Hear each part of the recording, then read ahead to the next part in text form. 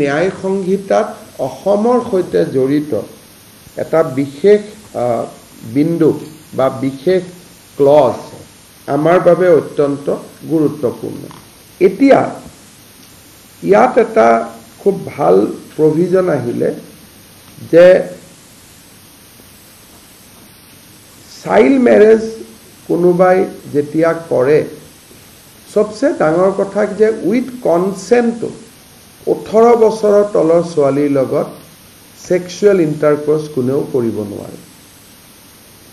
The minimum age for sexual intercourse with consent for married women has been raised from 15 years to 18 years.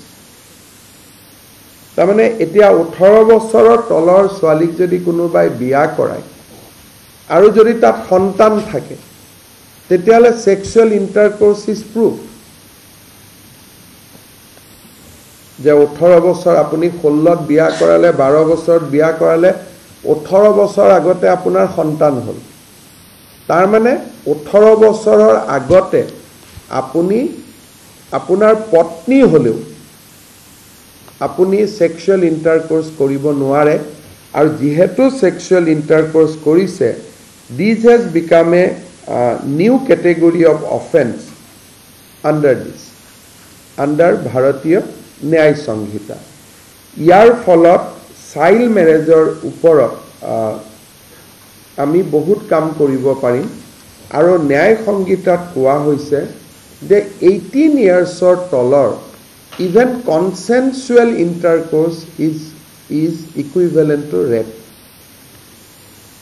অৰ্থাৎ 16-17 বছৰৰ ছোৱালীক with কনসেন্টটো যদি আমি sexual ইন্টাৰকোৰ্স কৰোঁ it will be considered as rape and it will be punishable as offense of rape। গতিকে ইয়াৰ ফলত আমাৰ child মেৰেজৰ বিৰুদ্ধে যুঁজ দিয়াত আমাৰ বহুতখিনি সহায় হ'ব। আৰু এই বিষয়ত আমি যথেষ্ট কাম কৰিম যাতে ৰাইজক নতুন অফেন্সৰ বিষয়ে আমি জনাব পাৰিম। Sufficient to say that এতিয়া মই বিয়া কৰাব পাৰোঁ, কিবা কাৰণত বিয়া হ'ল ঘটনা চক্ৰ, কিন্তু মই ইন্টাৰকোৰ্স কৰিব নোৱাৰোঁ।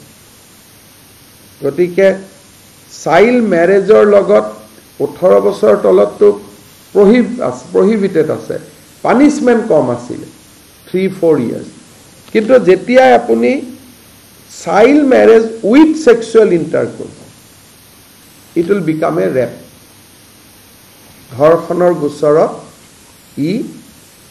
তাক আমি তদন্ত কৰিব পাৰিম আৰু আদালতে শাস্তি দিব পাৰিব।